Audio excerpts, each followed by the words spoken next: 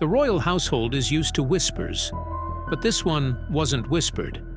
It came from the youngest and most unexpected member of the family, Princess Charlotte, and it's left everyone asking, what does she know that the rest of the world doesn't? Princess Charlotte's unexpected comment. Princess Charlotte was walking alongside her parents, Prince William and Princess Kate, enjoying what was meant to be a quiet moment away from cameras and headlines. But in the middle of a hallway lined with royal portraits and glittering chandeliers, Charlotte came to a stop. Then, in a calm but firm tone, she said something that left both parents speechless. She looked at them and said she would show them the real Queen Camilla. The words came without warning. They weren't loud, but they carried weight. Her tone was far beyond what anyone expected from a child her age. William and Kate didn't respond right away. The silence hung in the air, and when Kate finally spoke, she gently told Charlotte to be careful about saying things like that. She reminded her that people are always listening. But Charlotte didn't back down. She stayed quiet for a moment, then said she hoped the whole world would see what she knew, which somehow made the moment even more unsettling. According to palace insiders, Charlotte had overheard a private conversation that seemed never intended for her ears. She later told her parents that she had heard Queen Camilla saying things that deeply bothered her. The most shocking claim was that Camilla had doubts about William's ability to lead. Charlotte described how Camilla had allegedly questioned whether William was truly ready to be king. She reportedly said it would be better for Charles to stay on the throne as long as possible, even if his health became a concern. Camilla had made comparisons between father and son, saying Charles was more grounded and dependable, while William, in her opinion, wasn't quite there yet. Charlotte repeated these words to William and Kate with a kind of clarity that surprised them. She wasn't confused or unsure. She spoke like someone who knew what she had heard, and that it mattered. While the palace has not publicly responded to any of this, the atmosphere behind the scenes appears to be shifting.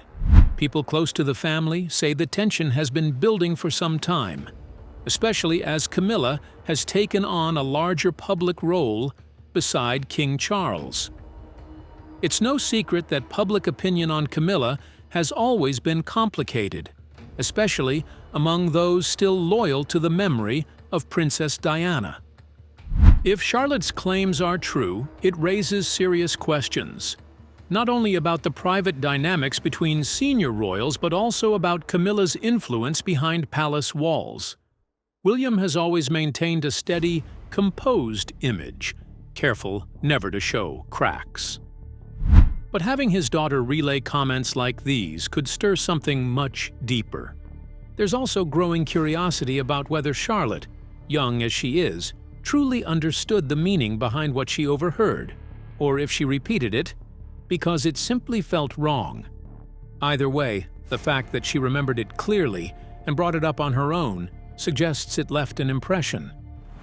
At just 9 years old, Charlotte is already showing signs of how observant and perceptive she is. Those around her say she's not easily distracted, and she listens more than people realize. She notices details and asks questions that often surprise adults. Some believe this isn't just a case of a child speaking out of turn. It might be a moment that signals how much she understands about the family she's growing up in. The timing of this alleged incident only adds to the palace buzz. With King Charles continuing treatment for cancer, discussions about the future of the monarchy have become more urgent behind closed doors. If there are doubts about William's leadership, and they're being voiced by Camilla herself, the family may be facing more internal pressure than ever before. As for Charlotte, what she heard and chose to repeat might end up revealing more than anyone was prepared to confront. A pattern she couldn't ignore. Charlotte felt like someone was trying to take something away from her family. Even at her young age, Charlotte seemed to understand that power inside the royal family is about who holds the real influence. And from what she had picked up, Queen Camilla appeared determined to protect her own interests, even if that meant standing in the way of William's future as king. Charlotte later told her parents that she simply wanted things to be better for her brothers, and for everyone watching the royal family grow up. She wasn't angry. She was concerned. Even worse, Charlotte began to believe that Camilla wasn't just expressing a private opinion. She suspected Camilla was trying to shape how others in the family viewed William's readiness to lead. This wasn't a one-time event. Charlotte had been watching and listening for a while. She had noticed moments where Camilla seemed uninterested in her, or in her brothers, George and Louis. Charlotte felt something cold in those interactions, even when Camilla was being polite. While adults around her might not have noticed, Charlotte saw something different. She told William and Kate that it didn't feel like Camilla wanted any of them to succeed. She felt Camilla was slowly building a case against William, speaking with others, planting ideas, and gently pushing the idea that maybe things should stay the same for now. Maybe King Charles should remain in place longer. Maybe William's moment could wait. In one part of the conversation she overheard, Camilla allegedly said people would get tired of waiting for change, that the younger generation always complains nothing's happening. Charlotte's world is full of cameras, careful conversations, and constant public attention. In this environment, children often notice far more than they're given credit for. And in Charlotte's case, there's someone who holds quiet meaning in her life, who continues to shape the family she's part of. Princess Diana. Charlotte often hears stories about her grandmother. Charlotte might not be able to mimic voices or recall specific quotes, but she doesn't need to. Diana has become more than a figure in history. To Charlotte, she's family. And perhaps knowing Diana's story, the pain, the silence, the way she was treated, makes Charlotte even more sensitive to the undercurrents in the palace today. In her own way, Charlotte might be speaking out because she senses the same patterns repeating. And even if she can't fully explain it yet, she seems to know when something doesn't feel right. Diana represents warmth, compassion, and a type of royalty that felt close to people. William has worked hard to keep that memory alive, not through grand speeches, but in how he raises his children. He wants Charlotte to grow up with the same values: kindness, openness, and a sense of purpose. And for Charlotte, that makes Diana not just a part of history, but a role model. Camilla feels like a different kind of royal. There's a clear contrast in Charlotte's eyes. When she hears stories about Diana, she sees someone who cared deeply for others, someone who wasn't perfect, but who always led with her heart. But when she sees Queen Camilla, the feeling isn't the same. Camilla's history is complicated, even if Charlotte doesn't fully understand the details. But children are observant. They pick up tone, mood, and energy, and Charlotte has heard enough to form her own quiet opinions. She listened to adults talk when they thought she wasn't paying attention. She's noticed the way people pause when Camilla's name comes up. She might not know the full backstory, but she senses tension. To her, Camilla doesn't quite match the version of a queen that she's come to admire. Diana is remembered with love. Camilla, despite her title, still feels like a guest in a space that used to belong to someone else. Camilla's road to royalty was long and full of obstacles. She wasn't born into the spotlight. She entered it through controversy and spent years facing criticism, doubt, and comparison. It took time for the public to accept her. And even now, for some, the hesitation still lingers. Charlotte's experience is the complete opposite. She was born into the monarchy. From day one, the world knew her name and celebrated her future. She's part of a younger generation of royals who are expected to be more relatable, more human, and more connected to the people. And in many ways, she already is. Charlotte waves, smiles, speaks confidently, and already understands how much her presence matters. This difference between Camilla and Charlotte is about identity. Camilla had to step into the royal world and try to fit. Charlotte is growing up inside it. That matters. People often underestimate how much children can sense. Charlotte doesn't need to hear every word to understand the emotion behind them. When someone brings up Diana, she listens closely. When someone shifts uncomfortably while discussing Camilla, she notices. Her thoughts aren't based on gossip. They come from what she's observed over time. She knows her father adored Diana. She's seen how he speaks about her, how he includes her memory in important family moments, and how often her name still comes up. That kind of love doesn't disappear, and Charlotte feels it. It shapes the way she sees herself and the kind of woman she wants to become.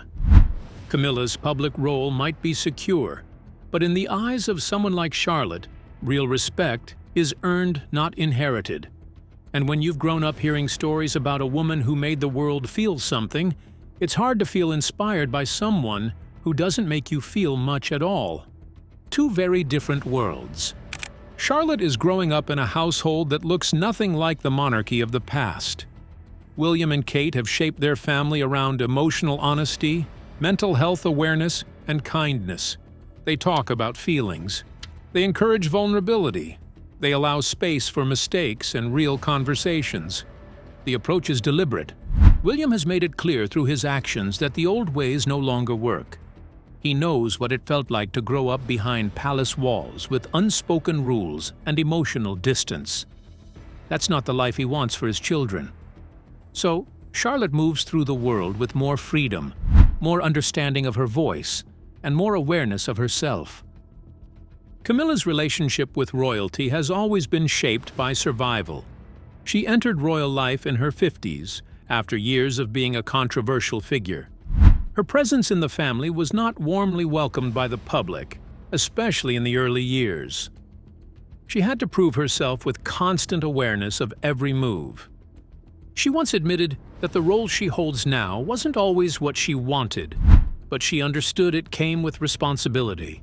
There was a duty to fulfill, so she learned how to stay composed, follow protocol, and blend into the background when needed.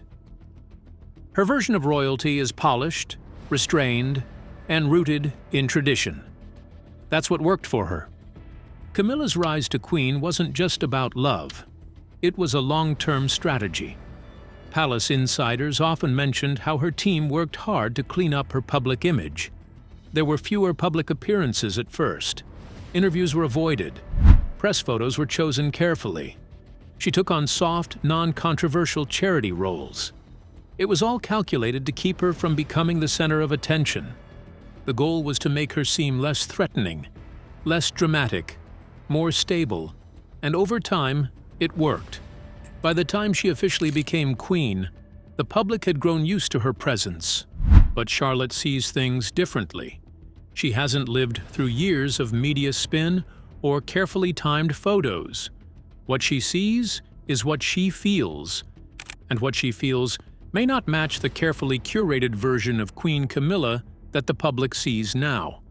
Her comments about Camilla seem less about judgment and more about curiosity. She may be asking herself who deserves that title, not by blood or marriage, but by behavior.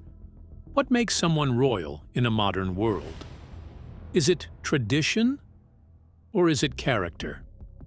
At Queen Elizabeth II's state funeral in 2022, something small happened that drew unexpected attention. Prince George reportedly pinched his sister Charlotte during the quiet procession. She let out a soft ouch and gave him a sharp look. It was typical sibling behavior, nothing unusual. But what happened next raised eyebrows. Queen Camilla, who stood nearby, appeared visibly irritated. Reports say she frowned and leaned toward Kate, quietly suggesting she take Charlotte aside. To many watching, that moment felt out of place. Some thought it showed a lack of understanding. It was, after all, an emotional day, especially for a child who just lost her great-grandmother. Then came King Charles III's coronation in 2023. Charlotte stood beside her family, dressed perfectly for the occasion. As the moment came to curtsy, she stumbled a little, then quickly recovered. She curtsied to her grandfather, the king, but did not curtsy to Camilla. Was it just nerves? Maybe. But every movement at a royal event is watched closely. Some noticed the missing gesture. Others pointed out something else, that Charlotte seemed physically distant from Camilla throughout the ceremony. She stayed close to her parents and barely looked at Camilla. For a young girl usually confident in front of cameras, this seemed unusual. In April 2025, Queen Camilla accompanied King Charles on an official state visit to Italy and the Vatican. At first glance, it was another royal duty involving handshakes, speeches, and photo ops. But behind the scenes, it carried deep personal significance. The visit quietly marked the couple's 20th wedding anniversary. For Camilla, it was a moment to stand beside Charles, not just as his wife, but as his partner in one of the most symbolic foreign outings of the year. Their audience with Pope Francis was one of the highlights. It took place during the Catholic Church's Jubilee year, a rare and sacred event held only once every 25 years. Camilla appeared composed, respectful, and deeply aware of the moment's weight. She also attended multiple events tied to the Jubilee, walking through historic landmarks, greeting religious leaders, and reflecting the kind of diplomatic presence that used to rest solely on Queen Elizabeth II. This trip marked a quiet shift.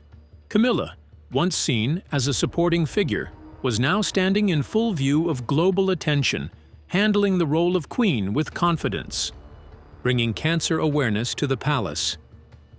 Just weeks after the Italy visit, Camilla helped host a special reception at Buckingham Palace in support of cancer patients and charities. It wasn't just another event on the royal calendar. This one felt personal. King Charles had been undergoing cancer treatment for over a year, and Camilla had remained by his side both privately and publicly. The event brought together survivors, caregivers, researchers, and charity workers. Camilla greeted many of them individually, asking about their experiences and listening closely. Musical performances added to the emotional tone of the reception, and several guests spoke about the importance of early detection and community support.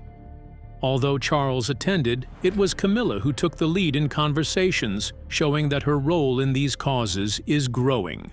Her calm presence, paired with her genuine engagement, made the event feel more than symbolic. It showed she was taking on the emotional work that often comes with being queen.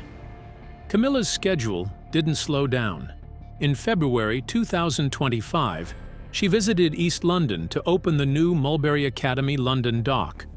Unlike palace receptions or royal garden parties, this visit was grounded in community engagement.